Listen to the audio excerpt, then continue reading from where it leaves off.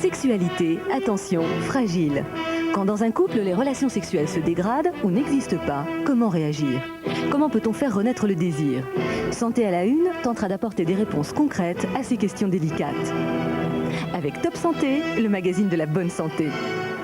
Sexualité, attention, fragile, Santé à la Une, lundi 23h sur TF1. Tradition, honneur, discipline, excellence. 1959, le Welton College, académie scolaire de haut niveau, forme l'élite de la société américaine. Jusqu'au jour où... les mots et les idées peuvent changer le monde. Un professeur anticonformiste va tout remettre en question. Vous apprendrez à penser par vous-même. Chercher, trouver et ne rien céder. Tout notre système pédagogique est établi et il fonctionne. Si vous le mettez en question, comment les empêcher d'en faire autant? Osez aller à la conquête de terres vierges. Je déclare reconstituer le Cercle des Poètes Disparus. Le Cercle des Poètes Disparus avec Robin Williams, le film de toute une génération, lundi 20h50 sur TF1.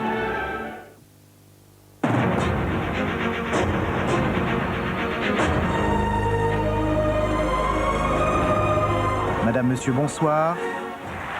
Université d'été au parfum de rentrée politique, celle de Jacques Chirac en l'occurrence, qui s'exprimait aujourd'hui devant quelques 2000 jeunes militants gaullistes réunis à Strasbourg. Si au RPR on ne cesse de répéter qu'il est trop tôt pour parler présidentiel, tout le monde semble parallèlement ne penser qu'à ça, et plus précisément à l'ombre que pourrait faire dans cette perspective Édouard Balladur, actuellement au plus haut dans les sondages, à un Jacques Chirac quelque peu en retrait ces derniers temps. D'où des montées au créneau successifs pour soutenir le président du RPR, et notamment celle très remarquée de Philippe Séguin. Le but à atteindre, nous le connaissons. À Jacques Chirac de nous montrer et de nous ouvrir le chemin. Ainsi spontanément plébiscité dans le rôle de l'homme de l'avenir, Jacques Chirac se devait d'en tracer les grandes lignes. Un discours qui n'a pas toujours enthousiasmé, mais qui a au moins permis au président du RPR de faire quelques mises au point. Le Premier ministre, mon ami Édouard Balladur, et son gouvernement se sont mis au travail avec détermination. Eh bien, je le dis ici naturellement, c'est en confiance et en amitié qu'avec l'ensemble de la majorité, avec vous toutes et vous tous, je leur apporte mon appui.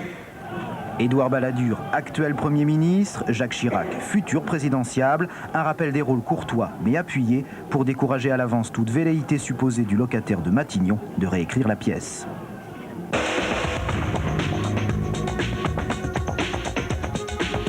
On a fait les premiers pas vers la paix. C'est sans retour? C'est irréversible. En ce qui nous concerne, absolument irréversible. Yasser Arafat, sous-titré en hébreu, c'était la première fois qu'il recevait une équipe de télévision israélienne. En Israël, précisément quelques heures auparavant, Shimon Peres avait lui aussi déclaré que le processus vers la paix était à présent irréversible. Pour l'heure, l'incertitude persiste sur la signature de l'accord Jéricho-Gaza. Yasser Arafat a repris sa tournée d'explications dans les pays arabes, qui lui reprochent notamment de les avoir mis devant le fait accompli. Après une brève escale au Caire, ce matin, le chef de l'OLP s'est rendu à Damas pour tenter d'obtenir le soutien de son plus redoutable partenaire.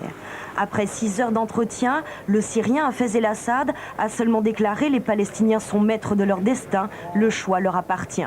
En tout cas, Yasser Arafat devra encore obtenir l'approbation du comité exécutif de l'OLP qui se tiendra à Tunis la semaine prochaine. De son côté, Shimon Peres, aujourd'hui à Jérusalem, a soumis à la Knesset 2 projets de lettres de reconnaissance mutuelle. Ce soir, dans les 2 camps, on estime que les difficultés qui restent à surmonter avant cette reconnaissance mutuelle reposent surtout sur des problèmes de formulation.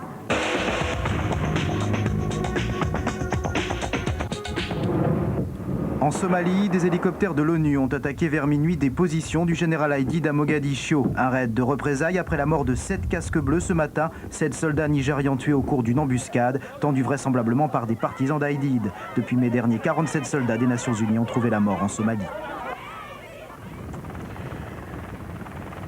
Le mariage du français Renault et du suédois Volvo devrait être annoncé officiellement demain lundi lors d'une conférence de presse à Billancourt. Si l'accord de fusion est signé, Renault obtiendra 65% du capital de la nouvelle entité et Volvo 35%.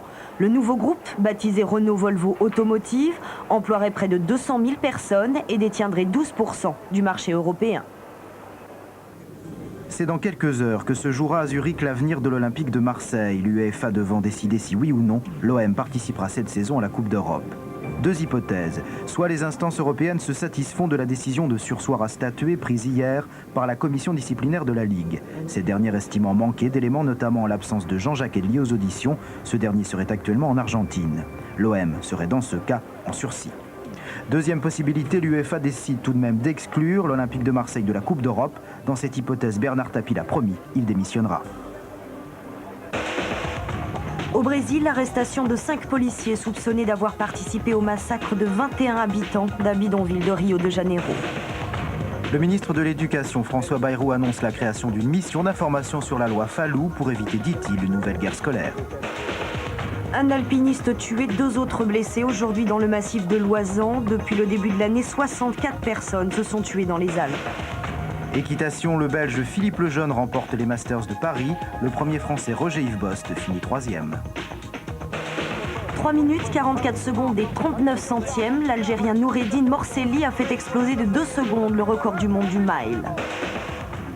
Après Paris, Botero débarque aux États-Unis. 14 de ces sculptures viennent d'être installées à New York, sur Park Avenue.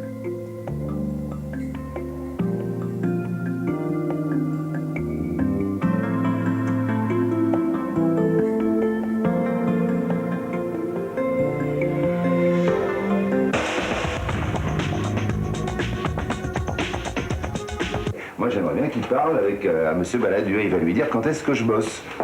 Et quant au juge, évidemment, je pense que dès lundi, on va le voir agir, puisqu'il sera très très certainement d'actualité. Et alors là, le troisième personnage, c'est Titus, le chien de M. Balladur.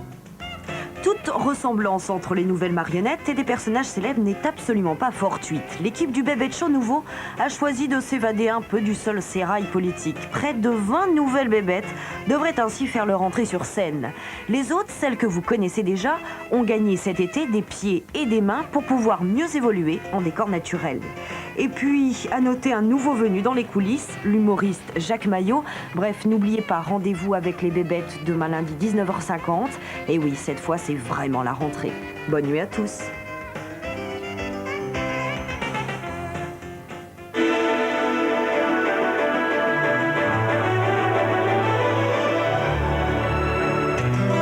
Gros plan sur la météo avec Connexion, TV, IFI, vidéo, ménager.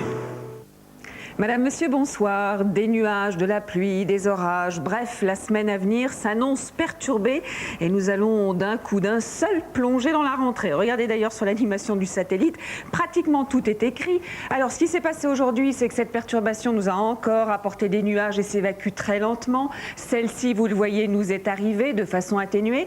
Et puis en voilà encore une autre qui va se dépêcher de rattraper, de se rapprocher de la précédente. Bref, on a de quoi faire. Et voilà ce que ça donne pour la semaine. D'abord pour la moitié nord.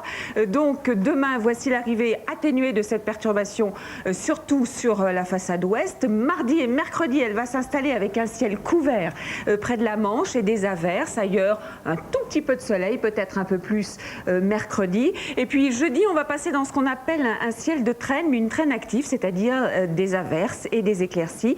Vendredi, ça sera un petit peu mieux. Les températures, regardez, elles sont stationnaires de saison, de 22 à 23 degrés. Une petite chute donc en semaine et ça devrait remonter à partir de vendredi. Pour la moitié sud, c'est guère mieux d'ailleurs puisque ces perturbations vont traverser tout le pays.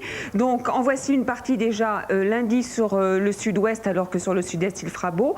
Mardi, temps extrêmement mitigé avec des averses et ceci, ce sont des entrées maritimes que vous aurez sur le golfe du Lion. Mercredi, la perturbation va carrément s'installer journée des Pyrénées jusqu'aux Alpes, avec cette fois-ci des averses orageuses.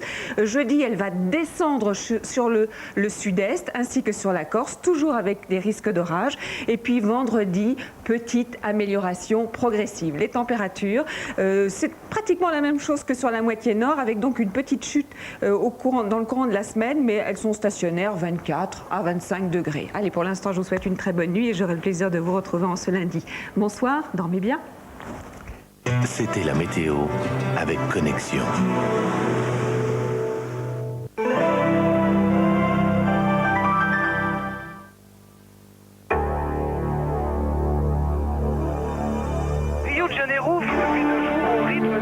La suite d'RMC Midi, Marie-Christiane Courtieu. Le procès de Montauban. Oui, allez-y, qui est-ce? Un but, alors si, à Partout dans le monde, à chaque seconde, RMC. À Paris, près de la Tour Eiffel, pour vos affaires ou vos vacances. À New York, en plein cœur de Manhattan, un appartement-hôtel du studio au grand appartement familial. À Bruxelles, à 2 pas de la communauté européenne, pour un jour, une semaine ou plus. Sur la Costa del Sol ou sur la Côte d'Azur à des prix très abordables. Flat Hotel International 05 345 345.